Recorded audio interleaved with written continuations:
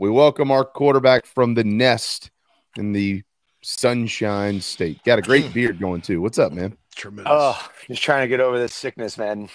The CFP sickness or actual sickness? Because I've caught a bug too. Yeah, a little bit of both, man. Yeah, I feel like crap, man. I've got my head's about to explode. And I thought it was going to explode when I saw Carolina pop up at 14th last night. But absolute travesty. I just don't understand what they're looking at, man. And I've become friends with one of the Ole Miss coaches, and was talking to him this morning about it. I was like, man, if anything, like you guys should have jumped freaking Alabama. I don't understand. I mean, the Alabama hype is just it's a whole different ball game. Stephen, I'm taking a very homerish view of this, and I said it earlier, and I'm not going to apologize for it. I don't care. All three of them should be in there. Yeah. I mean, look, man. As JC has rightfully said, I agree with him. This isn't a playoff. This is an invitational, and it's based on a beauty pageant. I mean, Penn State and Indiana. Penn State played outside of Ohio State. Penn State played 9-3 Illinois in the Big Ten this year, okay? Besides that, in their 9-game league schedule, Stephen, they didn't play anybody with better than a 7-5 record. Indiana, outside of Ohio State, didn't play anybody better. They played one more team with a winning record, and that was Michigan, who they barely beat. It was 7-5. Everybody else was 6-6, 5-7, 2-10, you name it. And I'm not saying, like, I'm not going to jump out on the ledge like some people and say that, these teams don't deserve to be in and whatever. That's not what I'm getting at here. What I am getting at is there needs to be more transparency. This process needs to start in September, not in November, so we can follow it along the whole year, the wins, the losses, the strength of record, the strength of schedule, how good is the league, how bad is the league, who did you beat, were they ranked then, why aren't they ranked now? And then we also have to have something else. You played in this league. You know all about the freaking SEC. The guys on the committee and the ladies on the committee, most of them don't know a damn thing about the week in, week out hardships of playing in the most difficult league in college football, and it has been that way for over 20 years. And people don't want it to be. I'm done. Yeah. No, I mean, I think you're absolutely right. And so what's the solution? Do we go back to computer models? Well, I think that there needs to be components from the computer that are put into this. How do you do that? I don't know. And maybe, Stephen, you know what? You might not need to. You know what you might need to do, man? You might need to start in, like I said, if you start in September and at least you have transparency through the process and you don't just start this thing after everybody's played 9 games, right? You'll have some different, number one, you'll have some different outcomes and you'll have more understanding. But I think as much as anything, let me ask you a question. Name one person on the college football playoff committee. I have no idea. Okay, that's my point. This is going to sound really strange, so don't take it that way. You'll laugh. But you're Stephen freaking Garcia. Okay, you're a legendary quarterback in the Southeastern Conference who has a media show about football every week. You technically cover the sport. You're on our show every week. You follow it. You know coaches everywhere. And you don't know who's on the CFP selection committee? Isn't that a problem? That is a problem. I mean, do you guys know anybody? Well, I had to look it up, right? Right. So there's a lot of too many damn administrators. Yeah. They're basically bureaucrats, man. Athletic directors these days, they're not old coaches, they're bureaucrats. They're politicians. So too many people from small directors for who? For smaller schools? Miami, Ohio. Dude, the Navy clown that fired his Ken Nui Tamalolo after the Army game and made an ass out of himself. The AD, I mean, the AD at Miami, Ohio. I mean, they're just one from the SEC, Hunter Yurachek from Arkansas, who had to recuse himself talking about Carolina because his son's on the staff. you know, then you get random former player like Randall McDaniel. Great. Really good linebacker for Arizona State back in the day. And then the coaches are guys like Jim Grobe. You think he's fired up about a pro SEC narrative after being at Wake Forest and having to recruit against the SEC? Or that's a valid point. Gary Pinkel from Missouri, who came into the league and actually won for a little while before he retired. Probably kind of got his nose turned. There's no Urban Meyer. There's no Nick Saban. There's no Pete Carroll. Nobody knows ball. And the question is, these are good coaches. Don't get me wrong, but their worldview is completely effed when it comes to the SEC. How about this? Do you know who Kelly Whiteside is, Steven? I do not. All right. Let me tell you who Kelly Whiteside is. She's been covering college football for 14 years as a writer for USA Today. How many people pay attention to USA Today when it comes to college football? Number one. And number two, we know who all the main people are that cover college football. I'd never heard of her. And I am so invested in this sport, it takes over my life almost as much as my wife and children do. So why don't I know who Kelly Whiteside is, and why the hell is she on the college football playoff committee? And no, that is not sexist. That has nothing to do with that. I don't know who she is. Nobody knows who she is. Why does she get a vote? I think she's a little woke too, like what they're writing. I mean, that's not shocking. Not from USA Today, not the home of Christine. That's my point. Britain. It's the Virginia AD Carla Williams. Virginia, that's a powerhouse. Again, like what? I mean, they don't hate the SEC there. You know, one of the kids that train just entered the transfer portal. Their quarterback, Calandria. Yeah. Yeah, I liked that player. Yeah, man. He's a tough cracker, man. He's twitchy, man. You have between him and then we got Rocco Beck at Iowa State. But I mean so depending on who wins in the Arizona State or Iowa State, whoever wins that is in the playoff, right? Correct. Yes.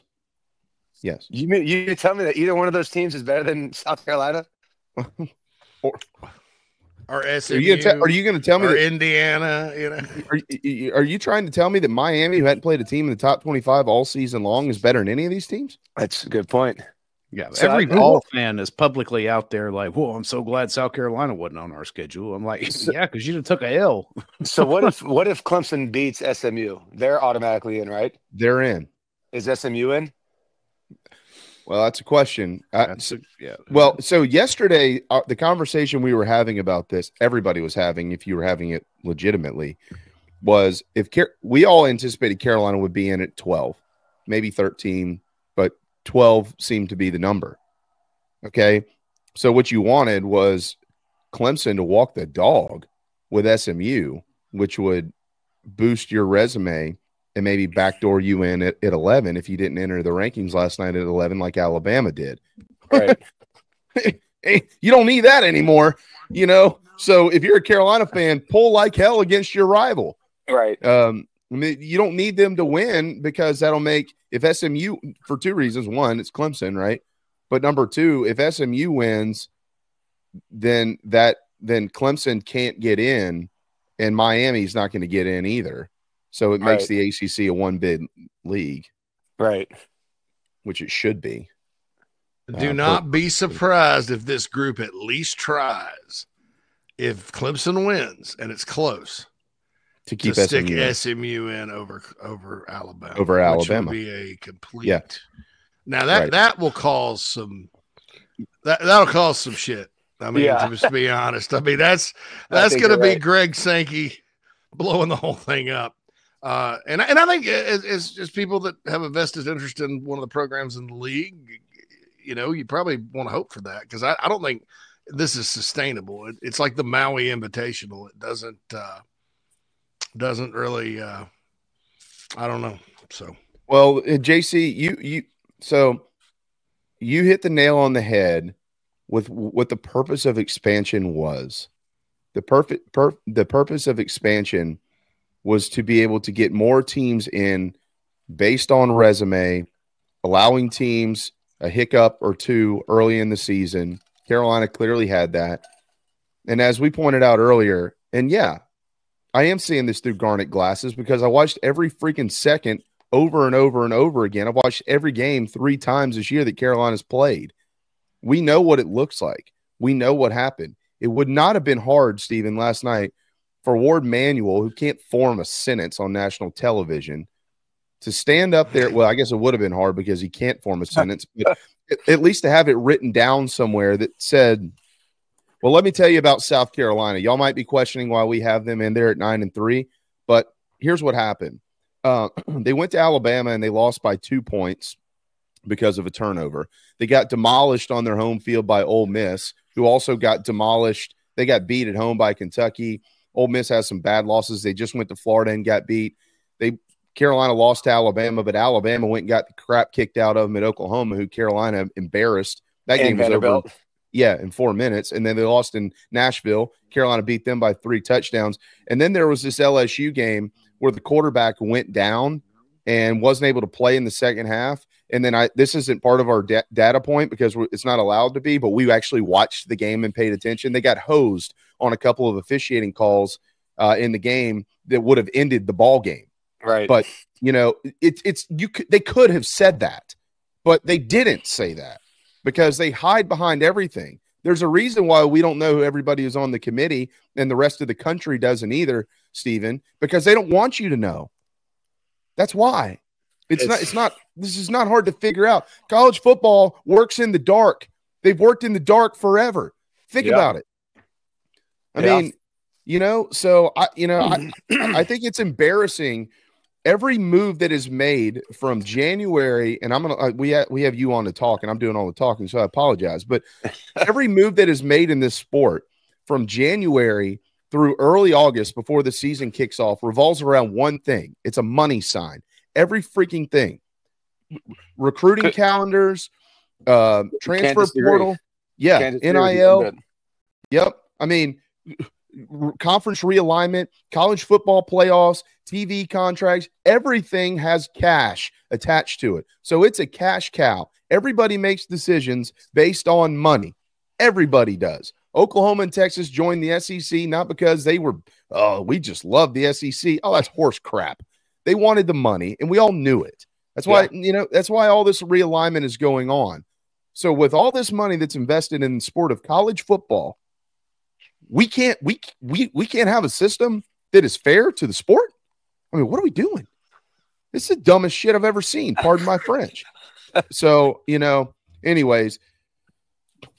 No, I mean, you hit the nail on the head. I don't know what the solution is. I really have no idea.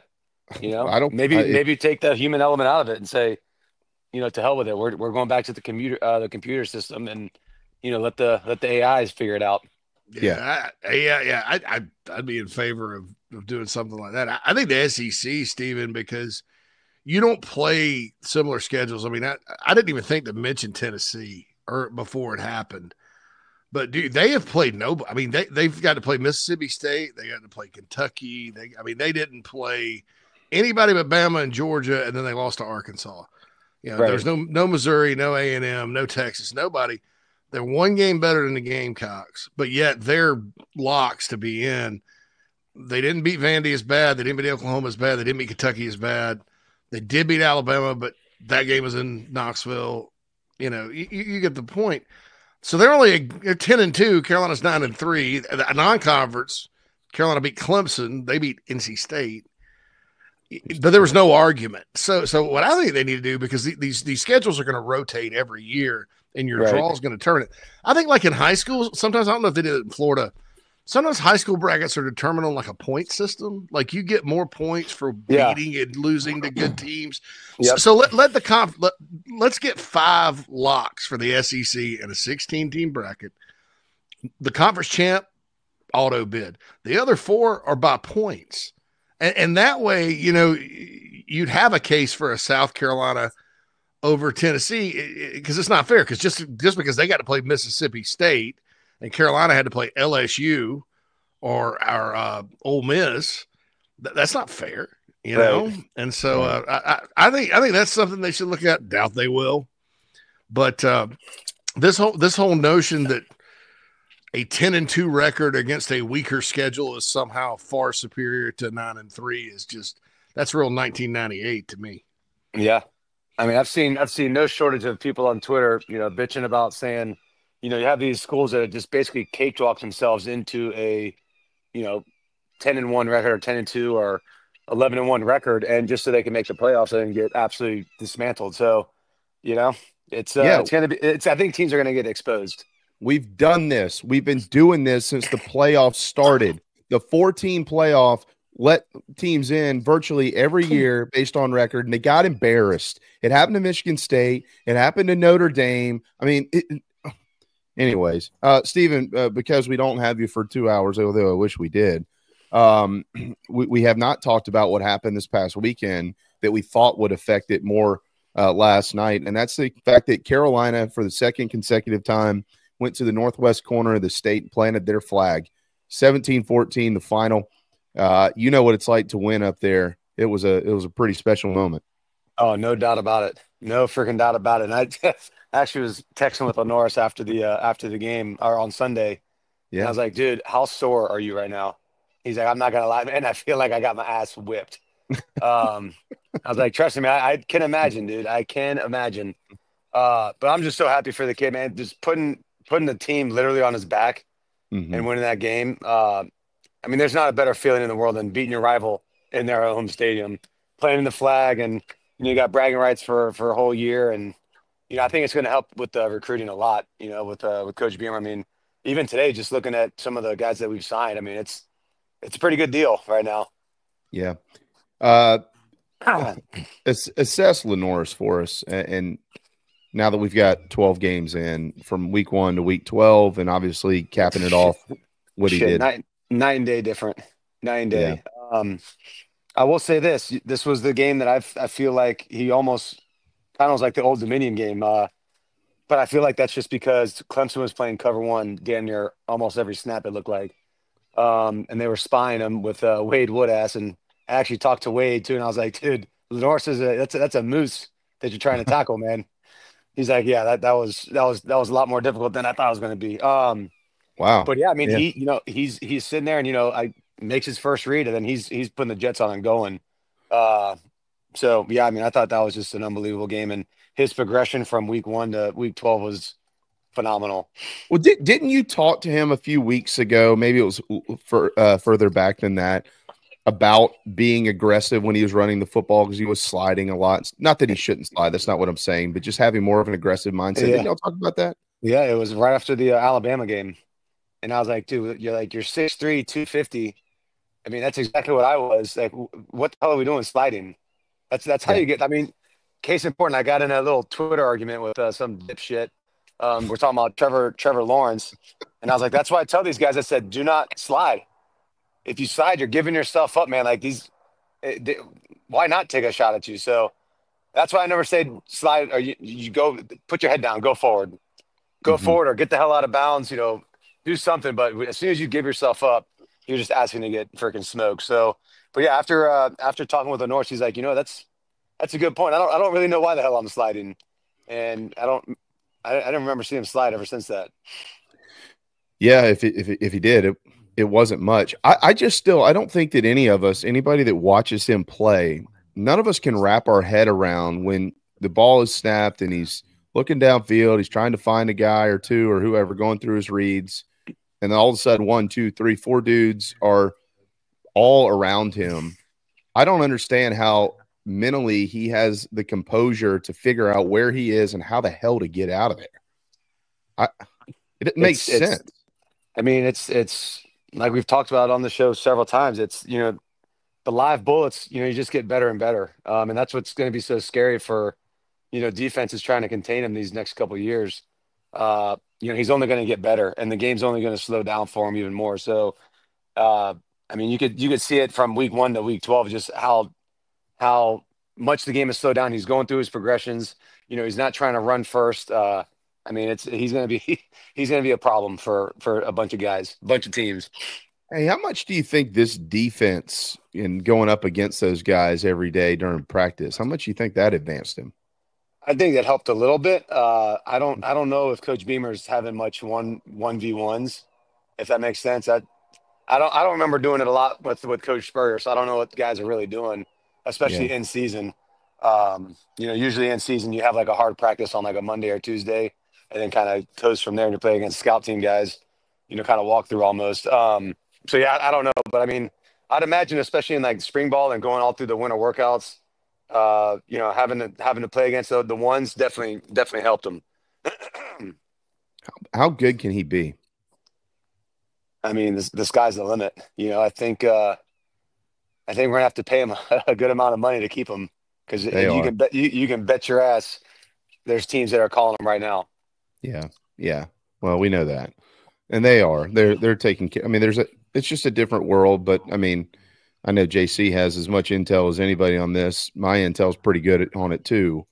Carolina was well aware of the dudes they were going to have to take care of in the offseason. They're formulating a plan for that. Well, they're in the middle of that plan. I mean, they're ahead of it. So I feel pretty good about Dylan both. You can never make guarantees though, because Steven's right. And there's agents now too, man. Yeah. I mean, you got to, and some of them aren't even real agents. They're just there. There's intermediaries. I'm in the wrong damn business, man. I'll tell you what, they Coach Spur used to call them runners, and I mean that's yep. They've been out there for probably since the 90s. I mean, maybe even earlier. I don't know. But yeah, I actually train a guy who's he was an agent for a pretty big size firm for NFL. He just went on his own and is doing NIL, and he's even getting like high school guys. So it's kind of wild, man. But at the end of the day, like these kids, a lot of these kids need somebody who knows what the hell they're doing. Because if not, you're going to get your ass taken advantage of. Yeah, you need. Yeah, if we're going to have agents, we need to have like real agents, like real dudes. Yeah, that are good people. Yeah, there's just not Wells guys, huh? Yeah, hey, shout out Steve Fantetti in Power Sports. There you go, Steve. There's your shout out. Yeah, no, pay me my money. Let me ask you this. This past weekend, we saw it as much as we've probably seen it in a long time, if not ever, in rivalry games all across the country. A lot of crazy stuff, flag planting and, all the antics. I mean, you were a fiery player, but I always felt like you were pretty respectful to the opponent as well, and to their own ballpark. Where do you stand on that stuff? If you get conquered, man, that's your deal. I think it's good both ways. I think if you beat your rival in their place, you plant a flag, and if you don't like it that they did that, then do something about it. That's my kind of theory on it. But I kind of like seeing the fights and all the other stuff that was going on, because it's you see all these guys on Twitter and social media. They're all like buddies. They're hanging, doing the jersey swap and shit. Like I miss where people were like literally fist fighting before the games. Think about like DJ Strange. I don't think he's doing jersey swaps with guys with a rival, after just losing at home. I mean, he's going to be the guy that's going to be knocking the shit out of somebody trying to plant the flag in the block C. Wasn't there, JC, was it the Georgia Tech game where the Georgia Tech player was like singing the Georgia anthem or something after the game? Or now this is Georgia. I think you're talking about Georgia Ole Miss, where one of Georgia's players and Kirby's like, what an idiot. But it was his buddy that played at Ole Miss, and he was celebrating with his parents. The only issue I had with the fights and stuff is Ohio State goes out there. Those kids make $20 million. Their athletic director said it combined. Right. They play like ass half the time. They almost lost to Marcus Satterfield in Nebraska at home. They're really good, and they just don't show up because they're overpaid and entitled and not well coached. They lose to Michigan the fourth straight time, a bad Michigan team. Yep. And then they're going to want to scrap about the flag. I mean, I'm like, dude, go to the locker room at that point. Anything else, I'm cool. But I thought that was just kind of like, man, you're a bunch of, you should have won the game, But that's I don't know where this flag planting thing I don't know why it's even an issue now. If you look back, it happens most years. So, well, I got to give Danny. Baker Mayfield started it, didn't he? He might have. And they still ask him about it. They still ask him about it. I'll tell you this. I'll say this. And Dabo was started talking about like his life is in danger and stuff. Right? No, he did not. Yeah, he did. And so but they planted the flag at Williams-Brice last year. So anyway, hey, it's 12:30 Eastern. I got to jump off. I'll see you guys later. Oh, okay. All right. We'll see JC here in just a little bit. He hauled ass. I forgot he said he had a meeting, didn't he? Yeah. And it's an NIL thing. It's an NIL meeting. It's right at 12:30. Steven, do you have things to do, or do you want to stick around for one more segment? I mean, I'm drowsy as hell right now, to be honest with you. You're good. I mean, I don't know if you can tell in my voice, man. It was just so nasally. Shit sucks. Yeah, my daughter, one of them, picked up something last week when we were in Delaware with Carrie's family for Thanksgiving, and I thought, well, it's just a matter of time, and of course, here it is. Look, Carolina won't be in the first 12-team playoff. They will be in a bowl game. They will be in Florida. It'll either be Orlando or your neck of the woods. I mean, unless something really wonky happens where the ACC keeps a couple of teams in, and maybe Alabama, we'll get to some of this later, maybe Alabama ends up in Orlando. That could push the Gamecocks to Jacksonville potentially, but they will be in Florida. It's year 4.